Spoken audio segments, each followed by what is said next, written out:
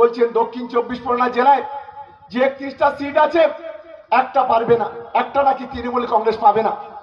আজকের এই সভাতে চ্যালেঞ্জ করে দিয়ে যাচ্ছে, যদি বুকের পাটা থাকে, হিম্মত থাকে, 31টা সিটে একটা সিট বিরোধীরা জিতে দেখাক, তবেই আমরা বলবো যে বড় বড় কথার দাম আছে। এত সোজা নয়। আজকে ভাঙড়ের বিভিন্ন প্রান্ত থেকে যেভাবে আমাদের সর্বংশের মানুষ, হিন্দু, মুসলমান, খ্রিস্টান, আদিবাসী থেকে শুরু করে যুব সমাজ, ছাত্র সমাজ থেকে মহিলা থেকে শুরু করে আমাদের সমবয়স্ক বয়োজ্যেষ্ঠরা উপস্থিত হয়েছেন, আমরা নিশ্চিতভাবে মনে করি যে ভাঙড়ের যে ঐতিহ্য, ভাঙড়ের যে পরম্পরা, ভাঙড় যে লড়াই করতে জানে, সেটা আজকের অন্তত এই সমাবেশের মধ্য দিয়ে সেটা প্রমাণিত হয়েছে। এক্ষেত্রে কোনো সন্দেহ নেই। তাই আগামী দিনে লড়াইটা আরো বেশি জোরদার হবে ভাঙড়ের মাটিতে। কারণ আপনারা জানেন গোটা দেশ জুড়ে এক সাম্প্রদায়িক শক্তি, তারা হাত নখ বের করে সর্বশক্তি দিয়ে গোটা দেশটাকে কঠিন পরিস্থিতির দিকে ঠেলে দিচ্ছে।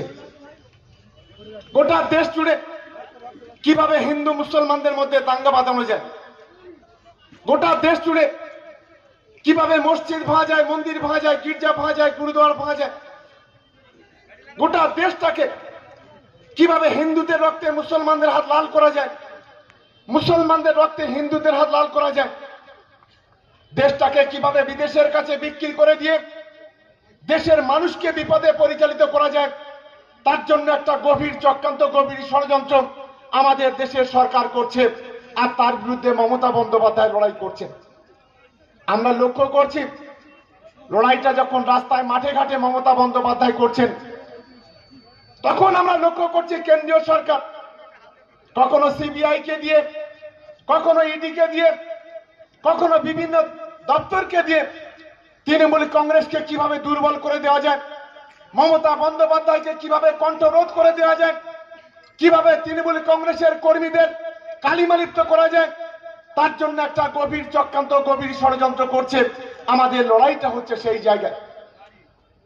আমরা ভারতীয় জনতা পার্টির যারা নেতা আছে তাদেরকে প্রশ্ন করতে চাই, গত কয়েক মাস ধরে একটা রেওয়াজ আমরা দেখছি, যখন আমরা লক্ষ্য করছি গোটা বাংলার মাটিতে মমতা বন্দ্যোপাধ্যায়ের নেতৃত্বে ইমামদের ভাতা দেওয়া হচ্ছে, মুয়াজ্জিনদের ভাতা দেওয়া হচ্ছে, তখন তারা এটাকে তোষণ বলে চালিয়ে দিচ্ছে। আর যখন আমাদের হিন্দু ভাই বোনেদের দুর্গা পূজার টাকা দেওয়া হয়, যখন পুরোহিতদের টাকা দেওয়া হয়, ভাতা দেওয়া হয়, তখন সেটাকে খয়রাতি বলা হচ্ছে। কেন? বিজেপি বন্ধুদের কাছে আমরা প্রশ্ন করতে চাই, যদি ইমাম মুয়াজ্জিনদের ভাতা দিলে সেটা যদি তোষণ হয়, তাহলে পুরোহিতদের ভাতা দিলে সেটাও তোষণ হয়, সেটা কেন খয়রাতি হবে? আসলে বিভাজন আর তোষণ, খয়রাতি আর তোষণের মধ্যে একটা ভিতর থেকে চক্রান্ত করে, ষড়যন্ত্র করে হিন্দু মুসলমানদের মধ্যে কিভাবে ভাগ করা যায়, তার জন্য ভারতীয় জনতা পার্টি চেষ্টা করছে। আমরা বলছি বুকের পাটা থাকে তো বাংলার মাটিতে দাঁড়িয়ে মাইকের সামনে একবার বলুন যে একদিকে মমতা বন্দ্যোপাধ্যায় মুসলমানদের যেমন তোষণ করছে, আর একদিকে হিন্দুদের তোষণ করছে। এ কথা এই অপদার্থরা বলতে পারবে না। ভিতর থেকে দাঙ্গা বাঁধানোর জন্য বিভিন্ন রকম চক্রান্ত করেন। আমাদের লড়াইটা হচ্ছে সেই জায়গায়, সেই লড়াইটা আমাদের করতে হবে। আপনাদের অনেকেই জানা আছে, দেশের সরকার, দেশের প্রধানমন্ত্রী 2014 সালের 26শে জুনের কথা আমাদের মনে আছে। ভারতবর্ষের 125 কোটি মানুষের সামনে অনেক বড় বড় কথা বলেছিলেন। বলেছিলেন গোটা দেশটাকে বিক্রি করতে দেব না, কিন্তু দেশের একটার পর একটা কোম্পানি দেশের সরকার বিক্রি করছে। বলেছিলেন বেকারের চাকরির ব্যবস্থা করব, কোন চাকরির ব্যবস্থা এই সরকার করতে পারেনি। বলেছিলেন সবকা সাথ সবকা বিকাশ, বিকাশ তো দূরের কথা, সাথ তো দূরের কথা, তার ধারে পাশে এই সরকার নেই মানুষের কাছে। বলেছিলেন মহিলাদের সম্মান রক্ষা করব, কিন্তু আজ আমরা কি দেখছি? সারা দেশ জুড়ে মা বোনদের কোনো ইজ্জত নেই, সম্মান নেই। উত্তর প্রদেশে থেকে রাজস্থান থেকে শুরু করে গুজরাট, একটার পর একটা মা বোনদের ইজ্জত নিয়ে ছিনিমিনি খেলা হচ্ছে। একটার পর একটা মা বোনদের ধর্ষণ করা হচ্ছে, তাদেরকে জ্বালিয়ে দেওয়া হচ্ছে, পুড়িয়ে দেওয়া হচ্ছে। গোটা দেশ জুড়ে এই সরকারের সময় সবচাইতে ইন্ডিয়া প্যানেল, যেটা ক্রাইম ব্যুরো আছে, সেই তথ্যতে আমরা দেখছি সবচাইতে বেশি সংখ্যক মা বোনদের উপর অত্যাচার হয়েছে এই সরকারের আমলে। আমাদের লড়াইটা সেই জায়গায়। দেশের সরকার যখন এই কাজটা করছে তখন আমরা লক্ষ্য করছি আমাদের মুখ্যমন্ত্রী মমতা বন্দ্যোপাধ্যায় করোনার সময় নিজের জীবনকে তুচ্ছ করে কখনো হসপিটালে সারপ্রাইজ ভিজিট করছেন, কখনো ব্যবসায়ীদের উৎসাহিত করছেন। শেষে তিনি কি করলেন? সারা ভারতবর্ষের কোন রাজ্যের মুখ্যমন্ত্রীরা যে কাজ করতে পারেনি, বাংলার মুখ্যমন্ত্রী মমতা বন্দ্যোপাধ্যায় 10 কোটি মানুষকে 2 টাকা করে চাল ফ্রি করে দিয়ে বাংলার মানুষের মুখে হাসি ফুটিয়েছেন। তার নাম হলো মমতা বন্দ্যোপাধ্যায়। মমতা বন্দ্যোপাধ্যায় বিষয়টাকে আমাদের মাথায় রাখতে হবে। আজকের 1 কোটি মানুষকে সবুজ সাথী সাইকেল দিয়েছেন, 70 লক্ষ মেয়েতে কন্যাশ্রীর ভাতা দিচ্ছেন, 6 লক্ষ মেয়েতে রূপশ্রী প্রকল্পের আওতায় নিয়ে এসছেন।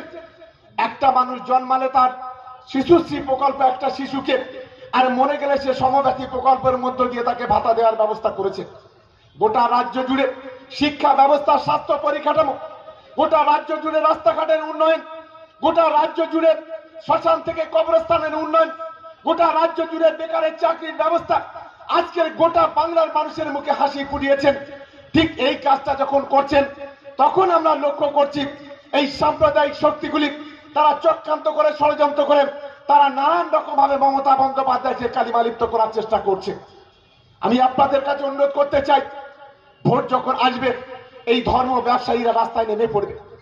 ধর্মকে সামনে রেখে কেউ আমরা লক্ষ্য করছি বিভিন্ন ভাবে মুসলমানদের ভাগ করার চেষ্টা হচ্ছে, হিন্দু মুসলমানদের দাঙ্গা বাঁধানোর চেষ্টা করা হচ্ছে, জাতিতে বর্ণে ভাগ করা হচ্ছে, এক কঠিন ভয়াবহ পরিস্থিতি তৈরি করা হচ্ছে। আমরা জানি ভোটের 3 মাস আগে এরা আসে পরিযায়ী পাখির মতো, পরিযায়ী নেতা, পরিযায়ী দল একটার পর একটা প্রতিশ্রুতির বন্যা বইয়ে দেয়, একটার পর একটা বড় বড় কথা বলেন। আর যেদিন ভোটটা গণনা হয়ে যায় সেদিন এই পরিযায়ী নেতাদের আমরা সেদিনকে তারপর থেকে আর কখনো দেখতে পাই না। 365 দিন তৃণমূল কংগ্রেসের কর্মীরা মানুষের পাশে থেকে তো পরিষেবা দেয়। আমাদের সেই জায়গায় দাঁড়িয়ে আমি সকলকে অনুরোধ করতে চাই যে আগামী দিনে নিশ্চিতভাবে দল যাকেই ক্যান্ডিডেট করুক, ভাওড়ের মাটিতে, ভাওড় একটা ঐতিহ্যশালী জায়গা। আজকে শুধু বাংলায় নয়, গোটা ভারতবর্ষের ইতিহাসে আজকের ভাওড়ের একটা উল্লেখযোগ্য নাম আছে।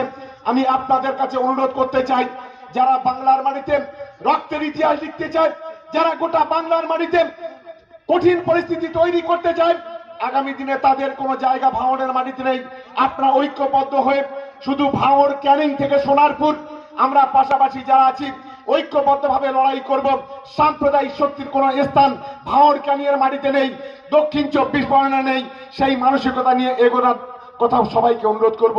শেষ কথা বলে যেটা শেষ করব, কেউ বলছেন দক্ষিণ 24 পরগনা জেলায় যে 31টা সিট আছে একটা পারবে না, একটা নাকি তৃণমূল কংগ্রেস পাবে না।